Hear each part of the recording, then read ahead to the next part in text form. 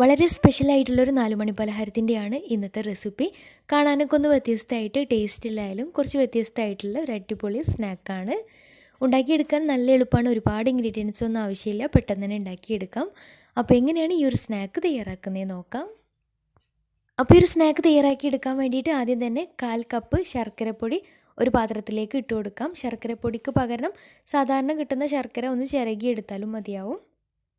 ഇനി ഇതിലേക്ക് 1 കപ്പ് വെള്ളം ഒഴിച്ചിട്ട് നന്നായിട്ടൊന്ന് തിളപ്പിച്ചെടുക്കാം. ശർക്കരയൊക്കെ ഒന്ന് മെൽറ്റായിട്ട് നന്നായിട്ട് മെൽറ്റായിട്ട് വന്നാൽ ഇനി ഫ്ലെയിം ഓഫ് ചെയ്തിട്ട് ഇതൊന്ന് തണുക്കാൻ വേണ്ടിയിട്ട് മാറ്റി വെക്കാം. ഇനി ഒരു പാൻ എടുത്ത് അതിലേക്ക് 1/4 കപ്പ് അരിപ്പൊടി ചേർത്ത് കൊടുക്കാം. കൂടെ തന്നെ ഇതിലേക്ക് 1 കപ്പ് പാലും കൂടെ ചേർത്ത് നന്നായിട്ടൊന്ന് മിക്സാക്കി എടുക്കണം. കട്ടയൊന്നും ഇല്ലാതെ നന്നായിട്ട് തന്നെ മിക്സാക്കി എടുക്കാം.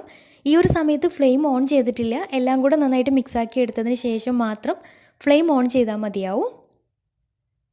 പാലിൻ്റെ കൂടെ തന്നെ ഇതിലേക്ക് ഒരു 1/4 കപ്പ് അളവിൽ വെള്ളം കൂടെ ചേർത്ത് കൊടുത്തിട്ടുണ്ടായിരുന്നു. ഇനി നിങ്ങൾക്ക് വേണമെങ്കിൽ മുഴുവനായിട്ട് പാലെടുക്കുക, അല്ലെങ്കിൽ പകുതി വെള്ളം പകുതി പാലായാലും കുഴപ്പമില്ല, എങ്ങനെയായാലും കുഴപ്പമൊന്നുമില്ല. അപ്പോൾ എല്ലാം കൂടെ കട്ടയൊന്നും ഇല്ലാതെ നന്നായിട്ട് മിക്സാക്കി എടുത്തു കഴിഞ്ഞാൽ ഇനി ഇതിലേക്ക് മധുരത്തിന് ആവശ്യമായിട്ടുള്ള ഒരു 4 ടേബിൾ സ്പൂൺ പഞ്ചസാര ചേർത്ത് കൊടുക്കാം.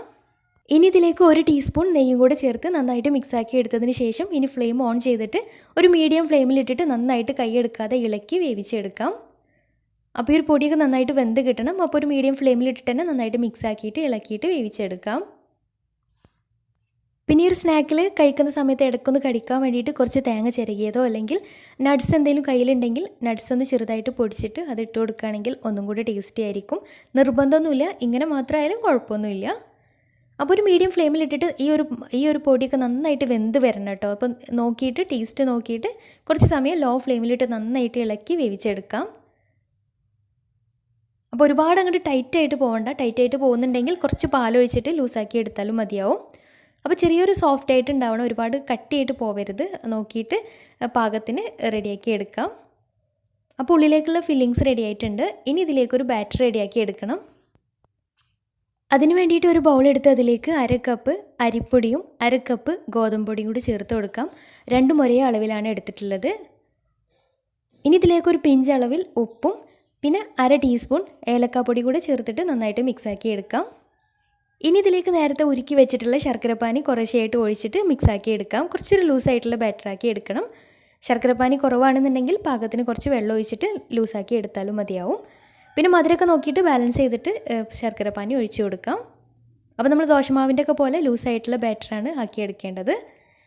ഇനി ഇതൊന്ന് ചുട്ടെടുക്കാൻ വേണ്ടിയിട്ട് ഒരു നോൺ സ്റ്റിക്കിൻ്റെ പാൻ സ്റ്റൗവിൽ വെച്ചിട്ടുണ്ട്. നന്നായിട്ട് ചൂടായിട്ട് വരുമ്പോൾ അതിലേക്ക് ഓരോ തവി മാവ് ഒഴിച്ചിട്ട് ഇതുപോലെ ഒന്ന് പരത്തിയിട്ട് ദോശയാക്കി ചുട്ടെടുക്കാം. ദോശയാക്കി ചുട്ടെടുക്കുമ്പോൾ ഇതുപോലെ മാവ് ഒഴിച്ചിട്ട് ഒന്ന് അടച്ച് വെച്ച് 2 മിനിറ്റ് അടച്ച് വെച്ചിട്ട് തുറന്നിട്ട് മറിച്ചിട്ട് കൊടുക്കുകയാണെങ്കിൽ ഒന്നുകൂടെ നല്ല ഫിനിഷിംഗ് ആയിട്ട് നല്ല വൃത്തിയായിട്ട് കിട്ടുകയും ചെയ്യും. ഒരു ഭാഗമായി കഴിഞ്ഞാൽ മറിച്ചിട്ട് കൊടുക്കാം. എന്നിട്ട് ഇതിൻ്റെ സെൻറ്ററിലേക്കായിട്ട് നേരത്തെ റെഡിയാക്കി വെച്ചിട്ടുള്ള ആ ഒരു അരിപ്പൊടിയുടെ ഒരു മിക്സ് ഇതിൻ്റെ സെൻറ്ററിലേക്കായിട്ട് വെച്ച് കൊടുക്കാം. ഇനി നമുക്ക് ഇഷ്ടമുള്ള രീതിയിലൊന്ന് ഫോൾഡ് ചെയ്തെടുക്കാം. ഞാനിപ്പോൾ 2 സൈഡും ഇതുപോലെ ഒന്ന് ഒട്ടിച്ച് കൊടുക്കുന്നുണ്ട്.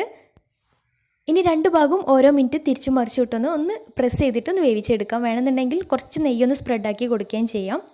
അപ്പോൾ ഇത്രയേ ഉള്ളൂ, സിമ്പിളായിട്ട് ഉണ്ടാക്കിയെടുക്കാൻ പറ്റിയ നല്ല ടേസ്റ്റി ആയിട്ടുള്ളൊരു സ്നാക്കാണ്. തീർച്ചയായിട്ടും ട്രൈ ചെയ്ത് നോക്കാം. മുകൾ ഭാഗം ആ ഒരു അരിപ്പൊടിയും പിന്നെ ഗോതമ്പ് പൊടിയും ശർക്കരയും എല്ലാം കൂടെ ആകുമ്പോൾ നല്ല ടേസ്റ്റാണ് ഈ ഒരു മാവ് കഴിക്കാനായിട്ടും. തീർച്ചയായിട്ടും ട്രൈ ചെയ്ത് നോക്കണം. ട്രൈ ചെയ്തിട്ട് നിങ്ങളുടെ ഫീഡ്ബാക്ക്സ് താഴെ കമൻറ്റ് ബോക്സിൽ അറിയിക്കാൻ മറക്കരുത്. അപ്പോൾ ഇന്നത്തെ വീഡിയോ ഇഷ്ടമായെന്ന് വിചാരിക്കുന്നു. ഇഷ്ടമെങ്കിൽ ലൈക്ക് ചെയ്യുക, ഫ്രണ്ട്സ് റിലേറ്റീവ്സിനൊക്കെ ഒന്ന് ഷെയർ ചെയ്ത് കൊടുക്കാനും മറക്കരുത്. അപ്പോൾ നല്ല അടിപൊളി വീഡിയോയുമായി വീണ്ടും വരാം. അതുവരെ take care, bye, thank U.